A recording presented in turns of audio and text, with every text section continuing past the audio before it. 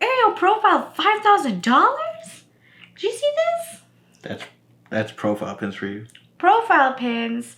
What the heck are they and why are they so expensive?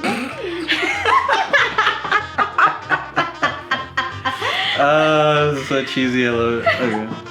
Okay. Profile pins? What the heck are they? And why are they so expensive?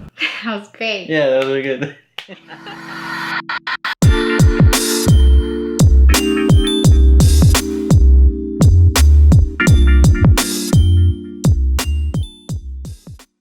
Hello, fellow Pinthusiasts. Welcome back. So today we're going to be talking about profile pins. Yes. Profile pins. So I'm pretty sure a lot of you in the Disney pin trading community have seen profile pins wandering around and always wondered, what are they? How do we get them?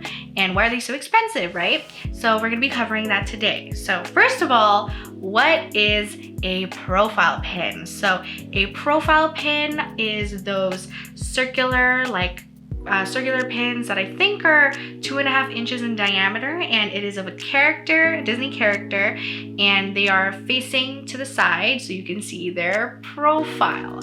Yeah, I know, revolutionary, absolutely never before seen, right? Genius.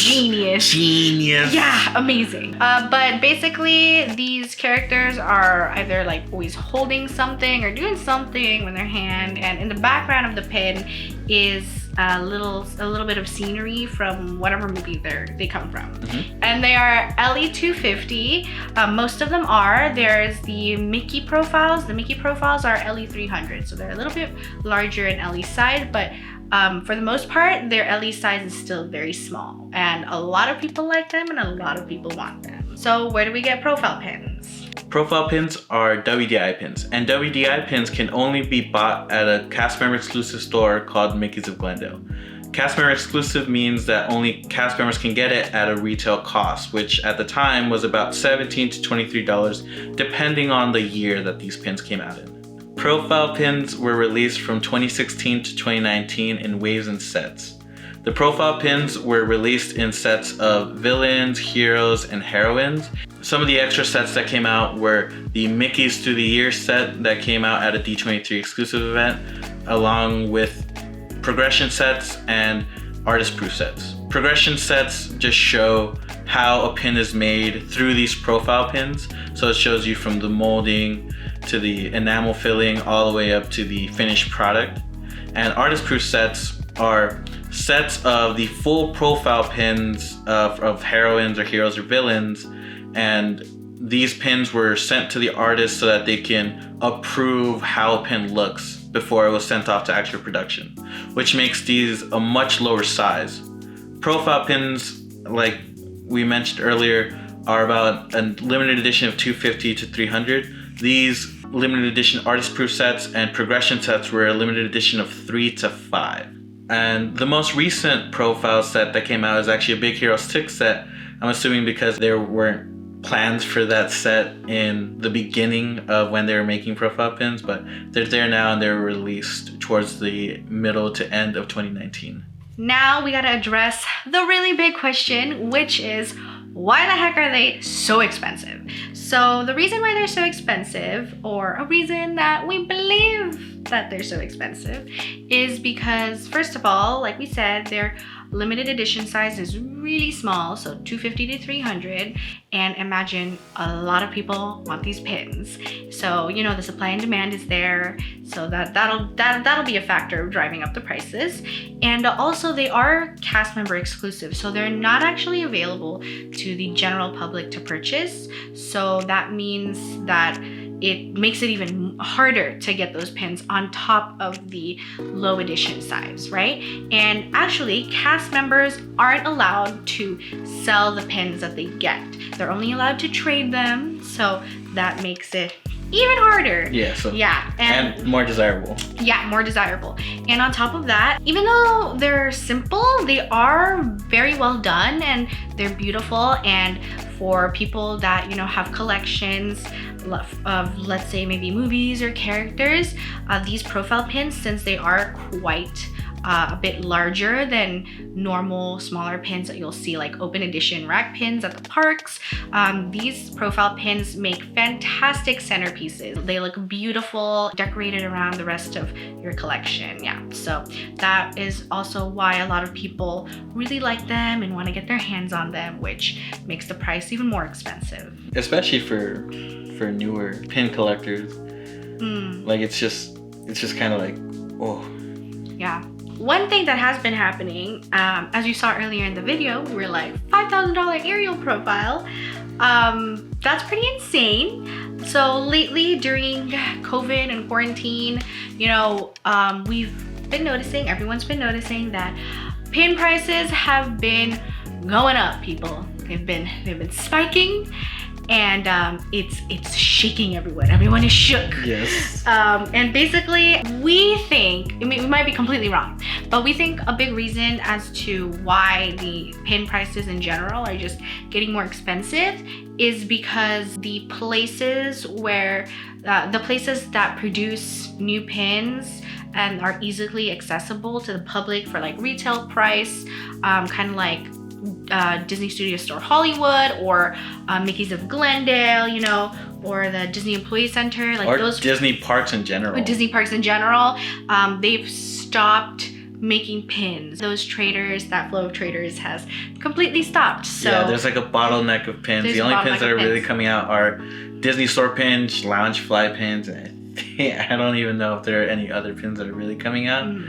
So these post, you know, Disneyland closure prices are just getting insane. Yeah, because now that people are, you know, just stuck with or don't have a way to continue replenishing their traders, it gets a lot harder for them to just, you know, trade a bunch of stuff and like trade up to like get the expensive pins, you know. So that's probably a big reason as to why the profile pin prices in particular are rising so quickly. Yeah, we definitely hope though that once everything, when it's calmed down, we, and you know, these places open up again, like, and they start producing pins again, we hope, or we like to hope that the prices are going to go down, but you never know. We could be 100% wrong. We could be 100% wrong. They could stay at these prices. Yeah, which is insane. Be unfortunate. Yeah, that would be unfortunate. Let's talk about the most expensive profile pins that exist out there. I believe there are like 4 categories of profile pins. There's heroines, so that's where you're gonna find all your women, your princesses, your heroines, and you've got heroes, so you'll find male protagonists and princes there. You've got villains, and then you've got Mickey. And Big Hero 6. And Big Hero 6. So basically from these categories of heroines, heroes, villains, Mickey, and Big Hero 6, there's a few that always rise to the top as the most expensive ones. So let's start off with the Mickey. So Mickey, for the Mickey profiles that are LE300, I would say the most expensive would be Sorcerer Mickey and Steamboat Willie Mickey. For Big Hero 6, I would say Baymax is the most expensive. Baymax is definitely the most expensive. Baymax. Every other pin is actually surprisingly affordable. Yeah, so for right now. So if you wanna collect,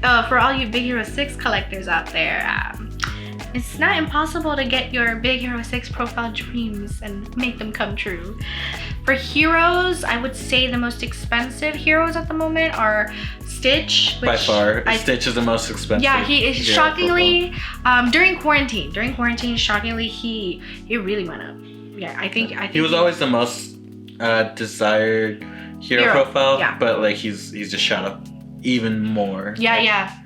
And then I guess the second, it's like a Stitch is on his tier of his own, and then like I guess second would be Jack Skellington, and then everyone else. Yeah. No love for these heroes. It's so sad. Well, okay, honorable mention to Robin Hood, because Robin Hood is awesome, but and Nick Wilde. Oh, and Flynn Rider.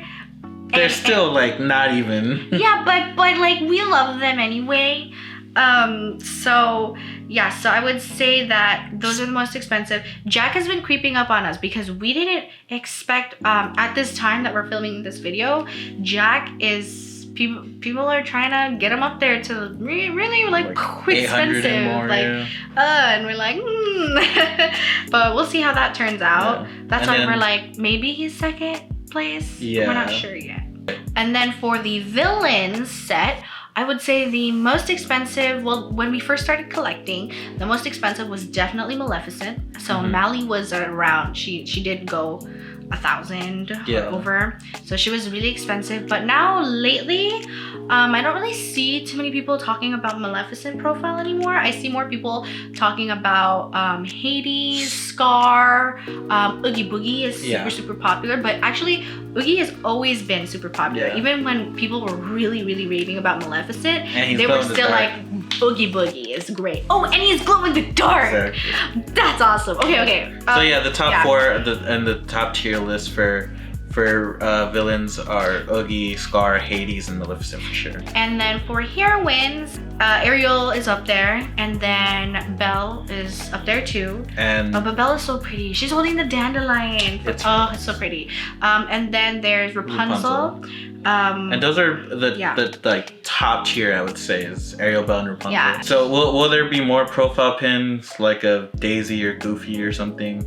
You never know. I mean, I don't know. I mean, it seems like they get a lot of money. 100. Oh my god! Yeah, they should totally be like Minnie and Daisy profile. Oh, that'd be so cute. I'm offended. Disney? I feel like if they are gonna do another profile set, it would be of Marvel characters, or maybe they could do a Pirates of the Caribbean one.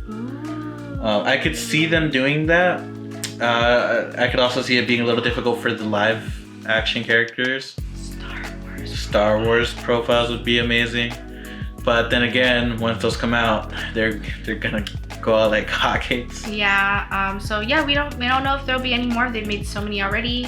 I mean, it'd be great if they had more. But it's a possibility. But also, it would be great if they didn't have more. It gets really expensive. Very true. Yeah.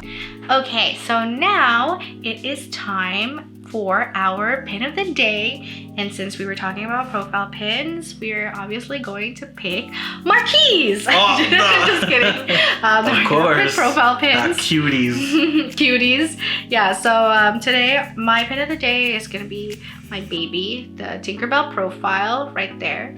So, oh, it's dark. Okay, so she's right there. And my favorite thing about this pin is just, so heroines are typically holding something, or they're all typically holding something, but she's not holding anything, but her hands do look absolutely lovely in this pin. And the pixie dust is really cute. Oh, and her wings, the sparkle in her wings is so beautiful. And I just really love this pin, and I'm super happy that I got it.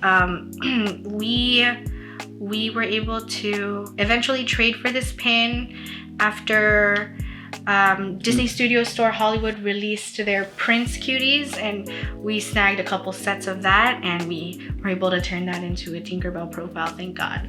We worked really hard that one Sunday trading a lot to try and get the Tinkerbell profile. So I'm really happy about that pin. And my pin of the day is obviously going to be my Jack Skellington profile. I think the focus is over here. Yes. So this Jack Skellington profile is one of my very first grails, and I think it's absolutely gorgeous personally. I love the Christmas lights that are there, and I love the houses because he's in Christmas Town, and he's just looking at the present just so curiously. So that's why I really love this pin, and I think they did his suit so incredibly well because you almost never get to see the full detail of the stripes in his suit. So I think they did a wonderful job on that. And if you can see really closely in the present, there's actually very faint detail, and it looks awesome. And there's just something very jovial about it that just makes me really happy. So that's why I absolutely love this profile pin. And the way I got it was actually through the Christmas DSSH release. We got a bunch of pins from that family portrait release, and then we were able to turn that into other pins, and then eventually get this grail pin. So super happy about that. That was a good Sunday for me. Yeah, it was always a good Sunday when we get our grails. Yes. Yeah, that was great. Thank you everybody for watching. We really appreciate all the support that you've been giving us. If you want to check us out on Instagram, you could check us out at Pinthusiasts. Oh wait, there's something right there. Could it be? It's the subscribe button. Oh my god. So go ahead and subscribe to our channel and make sure to like the video down by pressing the thumbs up button down below. Yes. If you want to check out one of our most recent videos, you can check out the 10 things we wish we knew when we first started Dizzy pin trading. And we'll see you guys in the next video. Bye. Bye.